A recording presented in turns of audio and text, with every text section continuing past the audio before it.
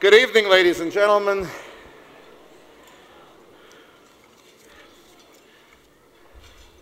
Those of you who have been here before know that we've started a new tradition here, so I'm going to ask for your attention for the next several minutes. Certainly you're invited to keep eating, but I think that there are enough wonderful people for you to meet here to keep your attention.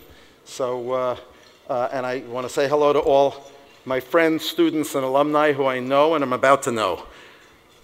87 years ago, Yeshiva celebrated its first Hanukkah dinner, and this school tradition has been a wonderful event ever since. Though Hanukkah is still 10 days away, our annual dinner celebrates the spirit and the energy of the Hanukkah story and that of Yeshiva University. As you know, the Hanukkah story centers around a small group of Jewish patriots who banded together, started a sacred rebellion against their overlords. These Maccabees faced a much larger and technologically advanced enemy, but they prevailed, and with their victory, they preserved their rights to live, to worship, and to serve God. The Maccabees chose to celebrate their victory by rededicating the temple and lighting the menorah, thus igniting their future and our future. So Hanukkah is a festival of lights and a festival of heroes. It's a holiday of celebration and inspiration. There are many lights. There are many lights that shine brightly at Yeshiva University. And we've worked hard to be able to share that with you, because this is such a place that, as I'm a recovering lawyer, I will say is sui generis, is one of a kind. Nowhere but here is there what we have here. There are many lights that shine brightly at Yeshiva: students, faculty, rabbinic leaders, scientists, alumni, and extraordinary lay leadership led by my really revered friend, Dr. Henry Crissell. And we have made it our tradition to identify 8 points of light who aren't the best at Yeshiva University, because we have so many bests, but they serve as exemplars of the past, the present, and the future of Yeshiva University, and our hopes for tomorrow. So we present 10 days before Hanukkah our 8 points of light at Yeshiva University. Now, I have to tell you that I've assembled biographies of our 8 guests tonight, and it's very hard to keep them short, so I have to edit as I read, although I've kept editing. There's just too much to say, but I will revert to my native New York pace and ask those of you between the bites of your veal to try to keep up with me. But our first point of light is Mr. Joseph Ben-Smian.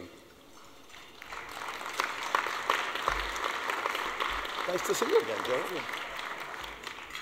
Joseph Ben-Smian, or JB as he's known, was born in Montreal and is one of the newest members of the Yeshiva College Board of Overseers. He was born with spastic cerebral palsy, and at the time he was growing up, his parents were told that their son would never walk. But his parents never told him that, and JB has been proving people wrong ever since. When he was 7, he was told that he was required by Canadian law to attend a special education school instead of the local public school. From the first moments of this tenure at the school, he hated it and was determined to overturn the law preventing him from following in his older sister's footsteps. He asked his father to take him to see then Prime Minister Pierre Elliott Trudeau. Walking as if he belonged, he got all the way to the main office before a security guard even noticed him and tried to prevent him from going forward. Hearing the commotion, Trudeau wanted to speak to the young boy, and when JB got his turn to speak, he boldly told the Prime Minister that there was this really stupid law. A few years later, he and his father succeeded in changing the law. After graduating from the mainstream public school, am I telling the truth so far? Yeah, okay, good. JB went on to graduate as valedictorian from the Hebrew Academy of Montreal. He went on to study at Yeshiva College, where he wrote for The Commentator, obviously someone interested in fiction, and acted in the Dramatic Society. He graduated with a degree in political science, and after a few years at Montreal Bank, he attended the Wurzweiler School of Social Work with a scholarship from the Canadian Friends of Yeshiva. Currently, he, along with his wonderful wife, Lisa, are co-owners and CEO of Boca Home Care Services, a private-duty home health care agency, and is the founder of Boca Home Care, a Medicare-certified home health agency, both of which serve to serve seniors and to save seniors and their families in South Florida.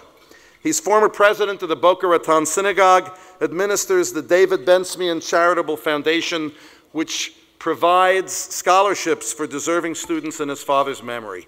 More importantly, he's the proud father of Zev, Myra, and Elliot. I don't know who they are. You're not the proud father? I am proud father of Maurice, Henry. Maurice? Henry?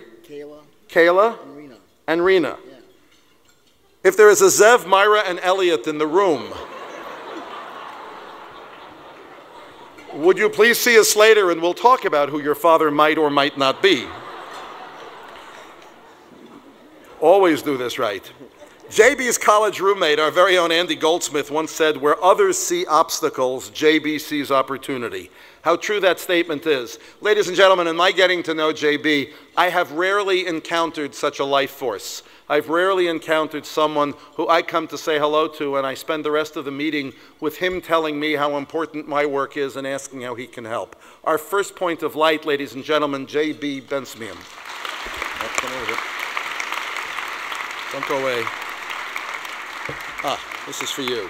So JB, by the way, I promise unrehearsed. As you can tell, this is all unrehearsed. So much of what you obviously are comes from you. What comes from YU? For someone who grew up in Montreal, and I've said this often, if you're not from New York, in 11th grade or 12th grade, you acknowledge very quickly that there's a special place called Yeshiva University, a place where we don't take for granted that you can be an observant Jew in a world of mathematics and economics, psychology and biology, that you can do what you need to get done in terms of Torah. So it's, that's why it teaches you on a day-to-day basis. Okay, so all of us spend a lot of time thinking about the obstacles that we confront every day in our lives. They seem a little petty sometimes when we think about you.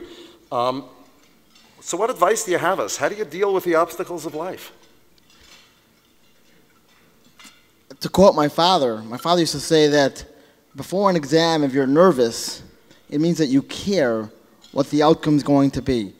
I think that obstacles are there because we want the outcome to be what we want it to be. If it wasn't difficult, then you didn't care enough to give it your best shot. So obstacles are good. Ladies and gentlemen, Jace B. Ben-Smian, the first point of light.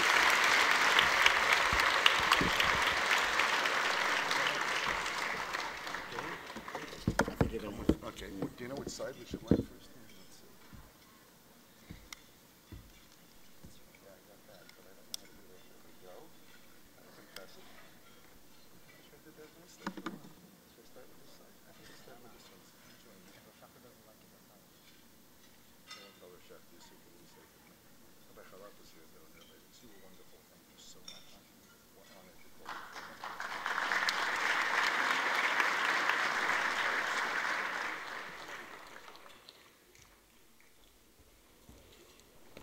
Our second point of light, Heather Wright Bliss. Hi, Heather. It's a pleasure to meet you. Come close. Heather Wright Bliss is a school social worker for an elementary school in Harlem, a psychotherapist at Family and Children's Services in Elizabeth, New Jersey, and on Wednesday will defend her doctoral dissertation on the role of school social workers working with children in foster care at the Wurzweiler School of Social Work. But she is so much more than her resume shows. She is an inspiration to all her classmates, all her faculty, and all those who touch you and who you touch. While studying for her PhD in social welfare at Wurzweiler, Heather was diagnosed with cancer. Thank God, successfully completed her treatment. Where many would have taken time off from their work or studies, she continued functioning in her PhD classes and dissertation and maintained her full-time jobs throughout the entire process of her diagnosis and treatment. This year, in recognition of her innovative research on school social work practice with children who are part of the foster care system, she was one of 2 recipients to receive the prestigious Vincent Fontana Foundation grant. Ladies and gentlemen, Yeshiva University is filled with heroes. They're heroes not just because they overcome adversity, but because they profoundly want to matter in life. Our second point of light, Heather Wright Bliss. Now you're in trouble, Heather. 3 questions. Number 1, why did you choose the foster care system as the topic of your dissertation?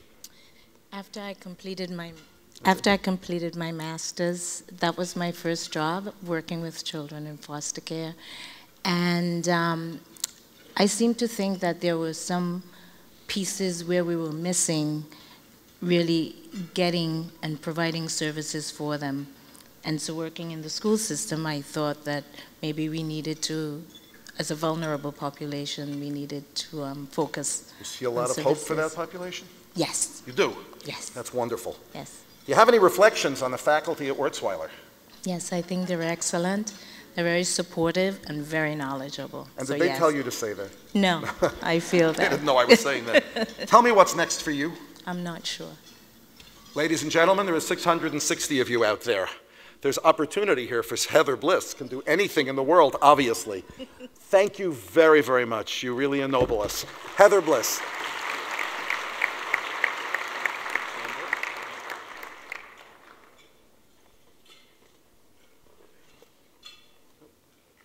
Candles are very difficult, much more difficult than foster care.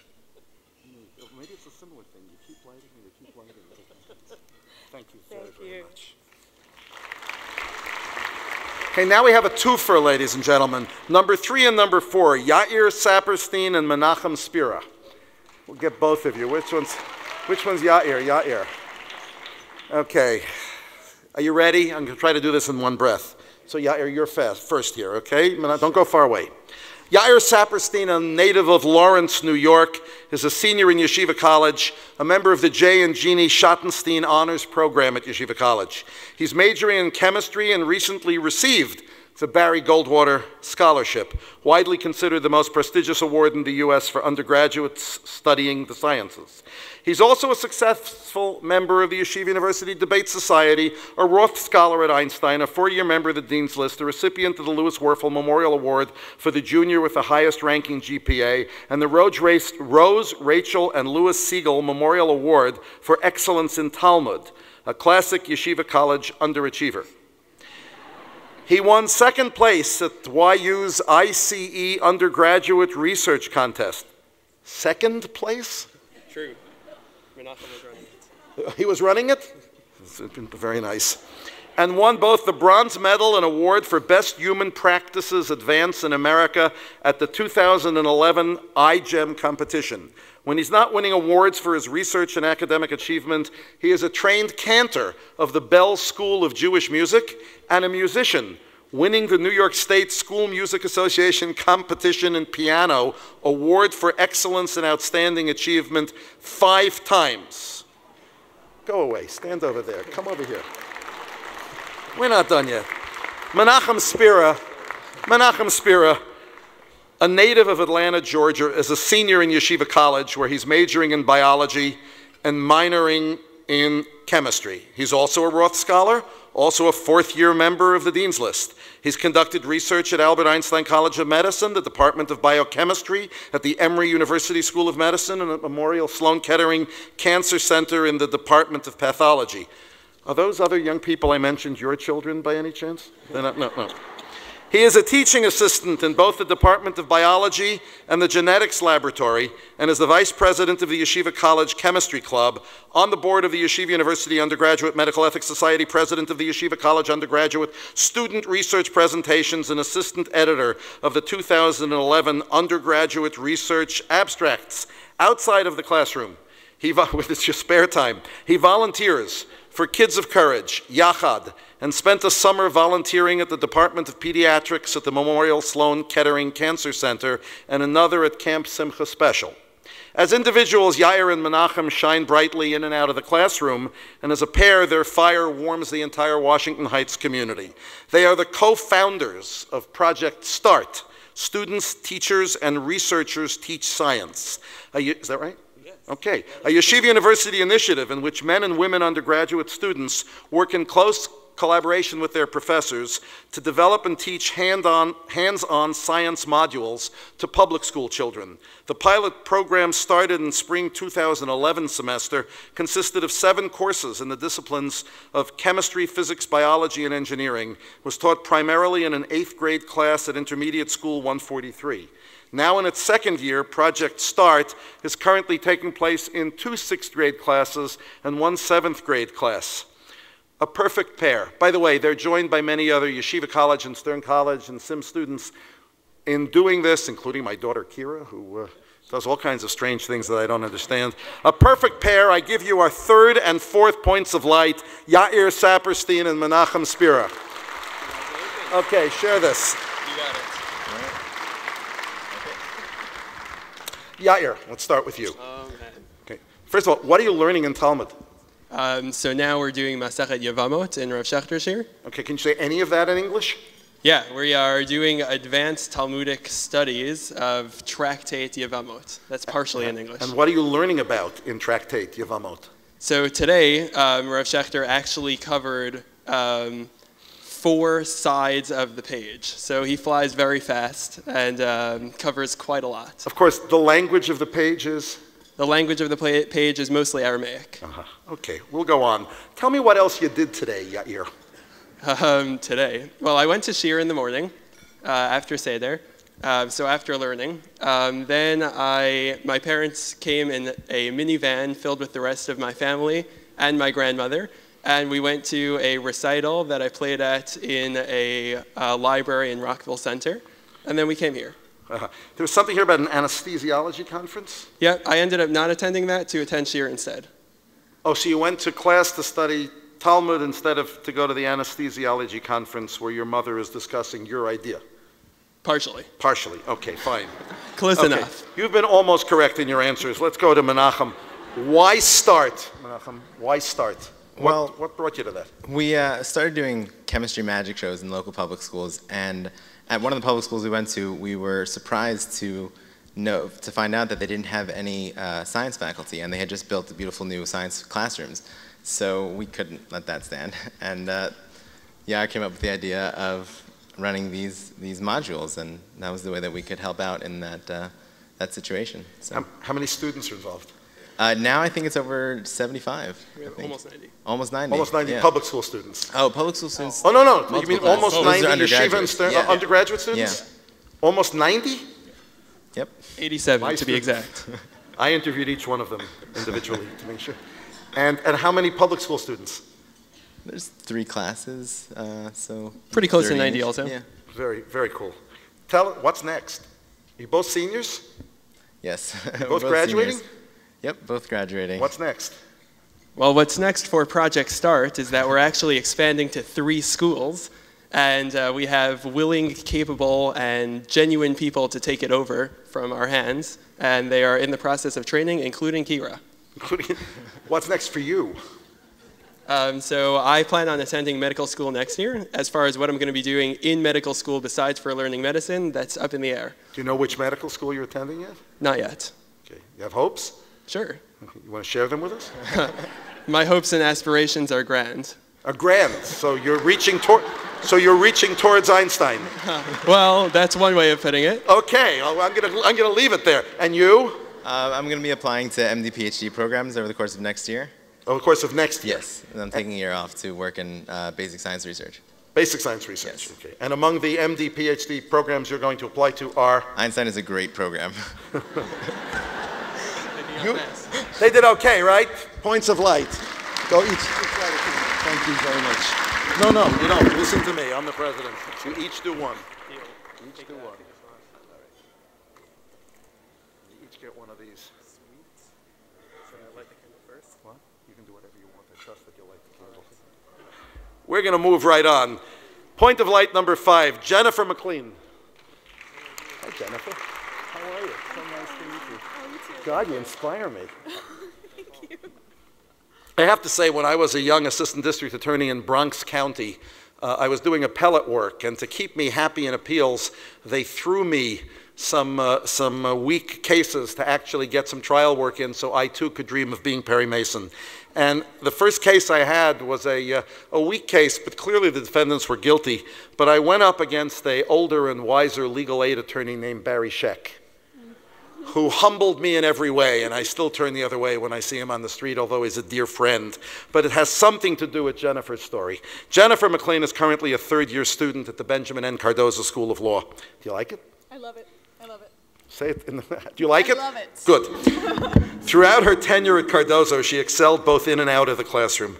She was an active member. They're writing it like you're dead. You're a 3L. You're not. We don't even know if you're going to pass. Oh, thanks. She was an active member of the Student Life Committee and Mental Health Working Group and served as both a participant and coordinator of the Cardozo Advocates for Battered Women's Uncontested Divorce Program, where she is currently the 3L advisor to the new coordinator. This past summer, she worked at the AIDS Center of Queens County, and next semester, she's working at the tax clinic. It's a normal progression. For the last year and a half, Jen worked tirelessly in the Innocence Project Clinic. You all know about the Innocence Project, right? It's a product of Cardozo Law School, the brainchild of Professor Barry Scheck of Cardozo, and it's a national effort to exonerate people who are convicted of homicide wrongly, and through primarily DNA evidence, they're exonerated and set free. So Jen has worked tirelessly in that clinic, assisting in their efforts to exonerate Jonathan Barr. Mr. Barr was one of 5 teenage co-defendants who was convicted of a 1991 rape murder. Despite the discovery of evidence from the victim's body that didn't match any of the 5 defendants, in 1994 the prosecution continued to advance the case, and ultimately Mr. Barr was wrongly sentenced to at least 80 years in prison. Jen worked with her colleagues at the Innocence Project of Cardozo to ensure that justice would ultimately be served. She followed the paper trail of the DNA extracts, which were previously assumed to have been destroyed. And thanks to your work, right, the Innocence Project was able to locate the evidence and use it in the trial. Once the evidence was retested, it was determined that it didn't match any of the 5 defendants, and the sample was run in the national database, leading authorities to the true perpetrator of the crime. Jen then digested many of the transcripts, which helped out tremendously when the papers were filed, and during the retrial, Jen's role was to heavily support Mr. Barr while others were dealing with details of the case. On November 3rd, 2011, after serving 15 years in prison, he never should have. 20 years in prison he never should have, and due in large part to Jen's work, Mr. Barr was freed from custody and enabled to enjoy the freedom he deserved all along.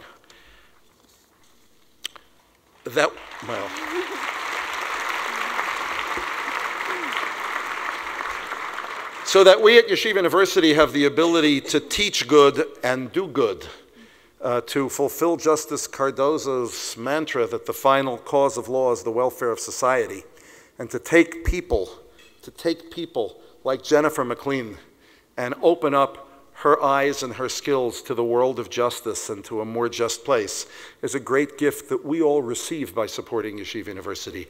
Ladies and gentlemen, Jennifer McLean, a wonderful point of light. Thank you. We'll do a few questions. So Jennifer, how did it feel? How did it feel?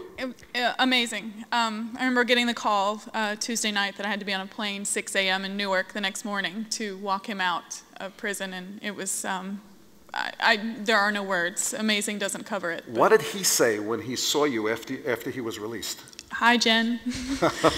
But now one thing, several people asked him while I was there, what are you going to do now? And he says, live.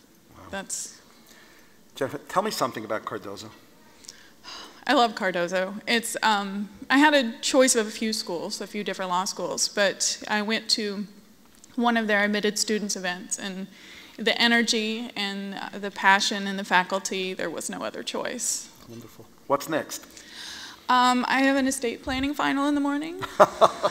So, after assuming you graduate, what's next? I hope to be able to work some with the Innocence Project. And actually, I really do like estate planning, so I hope to do that as well. Well, maybe you can work with Mr. Barr on planning his estate. Ladies and gentlemen, Jennifer McLean. Thank you. Would you like to sit down over there?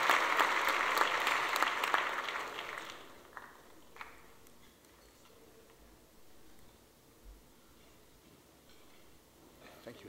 very, very much. Point of light number 6, Rabbi Ruan Brand. Hello. How are you? So much of our community's future lies in the hands of our educators and leaders and their ability to impact communities around the globe. There are few in this room who appreciate this sentiment more than Ruan Brand. Rabbi Brand serves as the head of the Yeshiva University Torah Mitzion Kollel of Chicago, which is a graduate center for the study of Talmud in Chicago that was established by Yeshiva University at the request of the Chicago community, whose mission it is to engage and enrich the greater Chicago Jewish community with inspired Jewish Torah living and learning. Under Rabbi Brand's leadership, a team of over 23 rabbis and educators, men and women, have become a centerpiece of the community. All those who knew Ruan Brand during his tenure at Yeshiva expected nothing less. He received his BA in history from Yeshiva College, where he was a Yeshiva College Jesselson Scholar, a 3-year member of the Dean's List, and received the President Bernard Revel Award for Excellence in Talmud. He went on to earn his master's in Jewish education from the Azrieli Graduate School of Education and his rabbinic ordination from the Rabbi Isaac Elchanan Theological Seminary, where he was a member of the Bella and Harry Wexner Kollel Elyon. But Ruan Brand was so much more than a student. He was a leader, both in and out of the study hall. While studying at college, he participated in Torah tours, went on Counterpoint Australia with another one of my children, my eldest son Avery. Most notably in 2003, while he was a student at Wright, during the Second Israel Intifada, he organized Operation Torah Shield, where he, along with 100 of his fellow students from Yeshiva College and Stern College and Sims, spent a week in Israel where they studied in yeshivas and seminaries, volunteered with the Israeli army, and helped out in hospitals. And it was Rabbi Brand who made sure that every student brought an extra bag filled with books, toiletries, electronics, other necessities to distribute to terror victims and soldiers. From this experience, he founded a program called Laman Achai, a student organization dedicated to the needs of Jews in Israel, including feeding the hungry and supporting victims of terror. In Chicago, Rabbi Brand and his wife, Dr. Nechama Brand, a Stern College graduate, raised their 3 sons, I'm going to take a chance now, Chaim, Ilan, and Aryeh Mordechai. Yes. Okay. In a home open to the entire community. Their home is the choice destination for regular Friday night events for teens.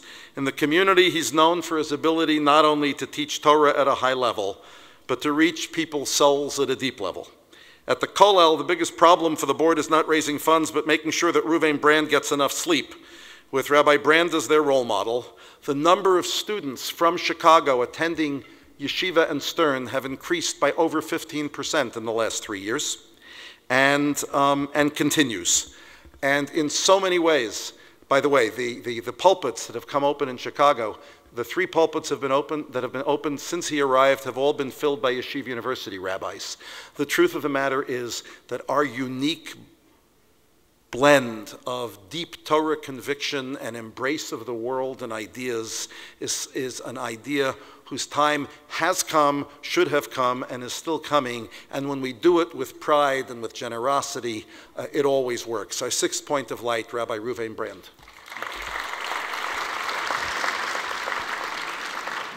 So how do you think your work has changed the Chicago community, now that I've told everybody?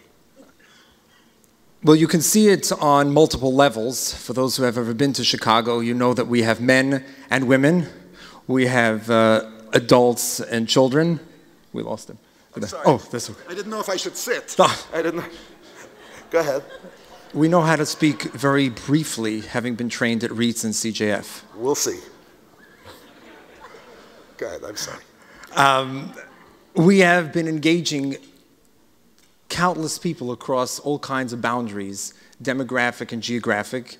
And when you bring the kind of experience that I've had and the other fellows have had who have been at Yeshiva College or at Sims, who have had the Reeds training coupled with the hands-on experience and the leadership at CJF, so it's really unparalleled. It's a strike force that's in the community that we feel excited to be a part of, and thank God so many people feel a part of. So that's how you changed Chicago. Okay. How did this experience as a young rabbi in Chicago so far, how's it changed you?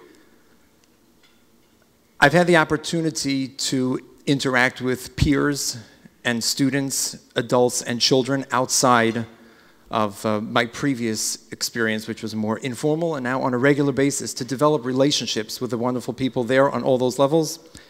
I've become a different, enchanted person. A typical day for you? We have about 3 hours of Talmud study in the morning. We have about 3.5 hours of Jewish law study in the afternoon. So it sounds pretty quiet, but we actually have about 15 weekly programs that are run before and after. We have an evening program where we welcome about 80 people every week for one-on-one learning. Then we have monthly programs. We're partnering with over a dozen synagogues, 5 schools. Dean Schnall is listening to the 5 schools, I see. We've got organizations who turn to us as a Torah resource. As what you said, we represent something special in the Chicago Jewish community. Does Yeshiva University have ongoing assistance that it gives you? We have a tremendous hakaras hatov because REITs and CJF have both continued to support what we do with ongoing lectures. We have, similar to the screens that you have up here, we actually have video conference lectures that are facilitated by CJF with REITs, Rosh Yeshiva, and scholars from Yeshiva University, in addition to flying in personalities who come on almost a monthly basis to the community. Yeah, no, I told you that if you were going to keep the job, you had to promise me that once every few weeks you were going to have a night out with your wife. Have you kept my word? Yes. And she's not here, but you could tell her I said yes, and she will tell you that's the truth.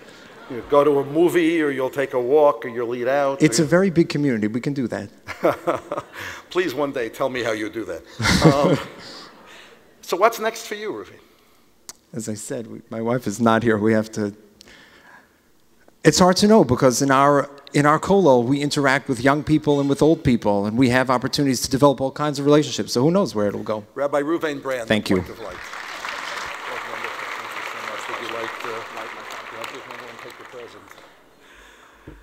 Daniel O'Neill, the 7th point of light.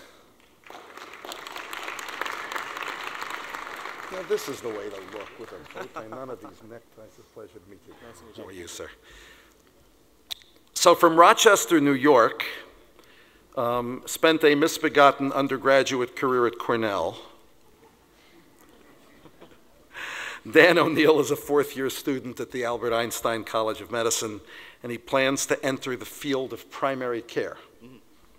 While many medical students choose this field, Dan works with disadvantaged and marginalized populations and hopes to spend his career focusing on issues of global health and establishing new health programs overseas. Yeah, right. Okay, thank you, just checking. It was this ambition which inspired him to come to Einstein. You'll explain that. While at Einstein, he has not only learned about the challenges that plague the developing world, but he's done something about it. Working as part of the Chronic Disease in the Community Project, Dan spent 9 months in Kisoro. 11, but yeah. 11 months. You know how many people are going to get fired tonight? I hope you're proud. And then when you go to Uganda, you're going to find some of them there. Dan, we could use the help. Dan spent 11 months in Kisoro, Uganda, training community health workers to provide education to villagers on hypertension, diabetes, and asthma. He personally followed 89 patients and documented effective health care delivery with medications at a cost of 90 cents a month. Dan employs his intellect and training to make the world a safer, healthier place. He is the chapter president at Einstein of the American Medical School Association. There's not a whole lot more that one needs to say. Ladies and gentlemen, Daniel O'Neill, our 7th point of light. Wow. Wow. So Daniel, this Daniel or Dan? Dan. Dan. Dan. That's the Ugandan pronunciation? Exactly. Why Einstein? You said that's why you came to Einstein. Why Einstein? Well, so Einstein, I think, has been doing global health for, I think Einstein's been doing global health for just about as long as any medical school in existence, and the commitment stays incredibly strong. I worked with Jerry Passione, whose picture was up there earlier, and we have Al Cooperman, who has funded probably hundreds of students in trips abroad, so it's really a perfect choice for that. What do you think the ethos of Einstein is that makes this a priority? Well, I think being located in the Bronx with serving a huge underserved population domestically, it's easy to look abroad. So many of our patients in the Bronx are from overseas, and it's easy to sort of see an opportunity to continue work with underserved populations abroad. And what about the quality, and I don't mean it's really good, the quality of education at Einstein? Well, it's very, again, it's very community-oriented, it's very service-oriented. I think that there's a large percentage of the students that go into primary care, a large percentage of students who continue to work in the Bronx and do things like work overseas. So what's the plan for you now? You graduate in May? Yep, yeah. And then? And then at least 3 more years of training, residency, and that really. And do you have a life path from there? Well, I'd like to continue working abroad, certainly. I think if I stay at Montefiore, I can keep going back to Casoro. Even if I don't, I can go back, maybe not as often as I'd like to. But and then I'd like to end up at an academic center where I can keep working abroad. A privilege to know you, sir. Our 7th point of light, Dan O'Neill. Dr. O'Neill, thank you very, very much. Thank you. You really enriched us. Could you light a candle and take a gift? Thank you. Chronach, Aviva, the last is always very special. It's my pleasure to call upon Avital Chik. Did I do that right? Exactly. Who met me just to tell me how nervous she was. Now, you're not nervous, are you? Not at all. I think I've been had. Avital Chik is a native of Highland Park, New Jersey, and a senior at Stern College, where she is a member of the S. Daniel Abraham Honors Program and is studying English communication with a concentration in journalism. In addition to her success as a student, her capabilities as an artist of the English language have already been nationally recognized. She was a finalist for the Crab Orchard Review's Charles Johnson Student Fiction Award, an honorable mention in fiction in the Atlantic Monthly's 2010 Student Writing Contest, a Hands Across the Mideast Support Alliance Dream Deferred Essay Contest semi-finalist. Don't they learn how to do this in English when they do these things? And a finalist in creative writing for the National Foundation for Advancement in Arts. She's the recipient of the Erika and Ludwig Jesselson Scholarship at Stern College and has received 2 national gold medals in short fiction from Scholastic Art and Writing Awards, as well as Yeshiva University's Professor Laurel Hatbury Senior Award for Creative Writing. In 2008, her story, To Wait in Rome, was published in Scholastic's The Best Teen Writing of 2008, and her writing has also been published in the Jewish Week, Jerusalem Post, and Haaretz. On campus at Stern College, she is the World Zionist Organization's Campus Programming Coordinator, Arts and Culture Editor of The Commentator. Isn't that the Yeshiva College newspaper? Okay, we'll talk about this later. She also served as Vice President of Yeshiva University's Joseph Dunner Political Science Society, participated in the Center for the Jewish Future's Service Learning Mission in Kharkov, Ukraine, and its summer camp in Arad, Israel. Last summer, she worked as English professor Linda Shire's research assistant in both New York and Jerusalem, and assisted Dr. Shires in compiling a graduate course reader in cultural representations of the Holocaust. With her amazing ability to turn ideas into reality, we have no doubt that Avital is just getting started. Ladies and gentlemen, Avital Chik.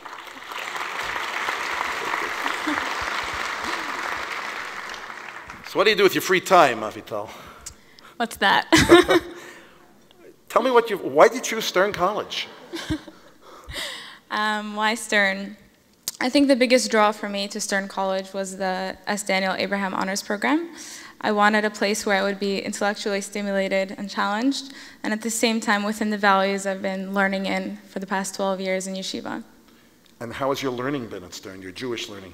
My Jewish learning has been phenomenal. I've been taking honors and advanced Jewish courses in Bible, a little bit of Talmud, Jewish history, philosophy. Your favorite secular course and your favorite sacred course? Oh gosh. My favorite. One of them. I don't want you. Are there professors in the room? Nobody. Okay. Nobody. This is just between us. Anything. Okay. I think my favorite English course was a secular course. Was cultural representations of the Holocaust with Dr. Shires, which actually then led to my research assistant position with her. She's the chair of the English department. Chair of the English department. My favorite Judaic course. This is hard. I think I would say Women in the Bible with Professor Leibowitz, an advanced course. So Yael Leibowitz? Yael Leibowitz, yes. Who's due to have a baby in about 40 minutes? Yes, her. She is also a graduate of Stern. Also a graduate of Stern. And she really was able to give me a new understanding of looking at the Bible. What are your career aspirations? Is that multiple choice? Yes. Okay, I actually have several. Great, because I have several. I want to be a journalist. I also want to be a writer on the side of fiction. And I'm looking at also working in translation and government work. Politics is my other passion. And I would be interested in studying a little bit of Russian studies, actually. Russian is my first language. Where were you born? I was born in New Jersey. Makes sense that Russian is your first language. Of course. You know, you really get set up for these things. Your parents are from where? From Ukraine and the far north of Russia. And your native, and you were raised in? I was raised in, yeah, speaking Russian. English I learned when I was 5. And how has Yeshiva University helped shape who you are? I think Yeshiva University, I guess this is going to sound like a brochure, but it molded me into being a leader, something which I never had the opportunity to do before, whether it's in literature, in journalism, politics, Israel activism. There were so many opportunities to take charge and to change things and speak with people, make an impact, and I'm grateful for that. Avital Chik, our 8th point of light. Thank you. Light the candle. Take a gift.